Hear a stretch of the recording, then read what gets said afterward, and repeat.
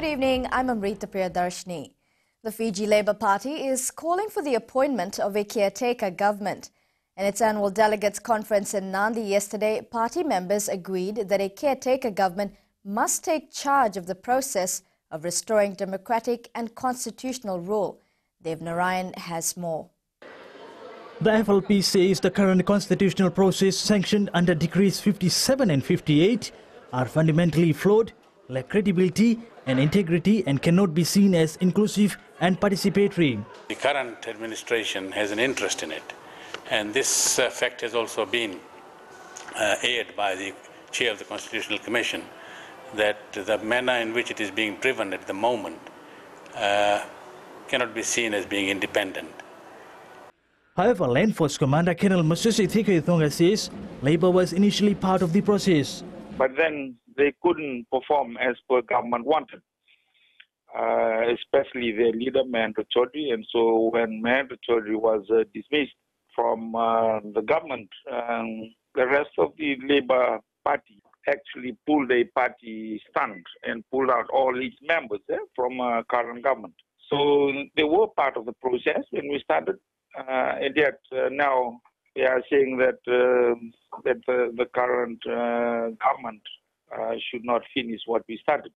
The FLP leader believes the immunity provisions for those involved in the 2006 coup should be up for public discussions. If these people do a coup, they usurp elected government, then none of them should be allowed to hold public office. They should be barred from holding public office for life. If we're talking about eradicating the coup culture, then of course we can't be condoning it at the same time. We have to see that those responsible for such acts are dealt with according to law.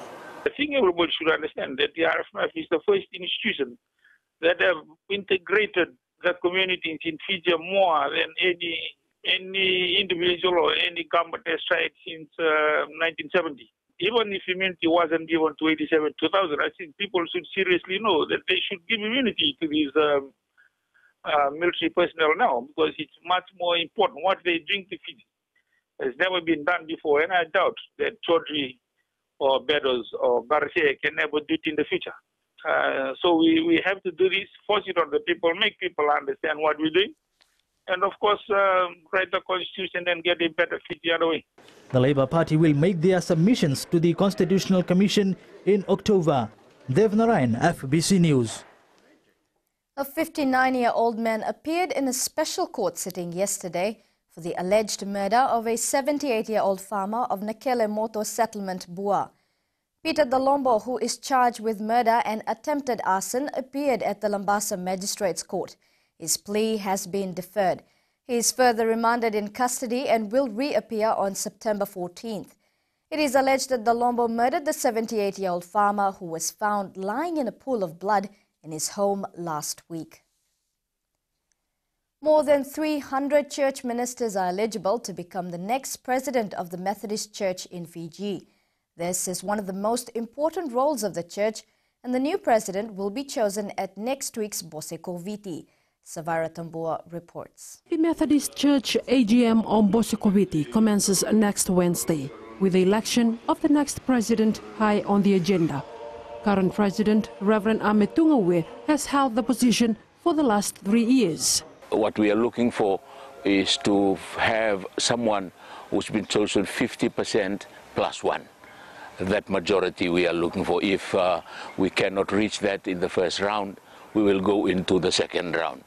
Those that were ordained more than 10 years ago are eligible to contest for this position, and the new appointee will be chosen by other ministers through secret ballot. Apart from this election, other issues will be discussed. Questions are now being raised on those that have retired or they are close to retirement and want to enter ministry, the genuineness of that move. The meeting will also select a new General Secretary of the Church. Sabera Tambua, FBC News.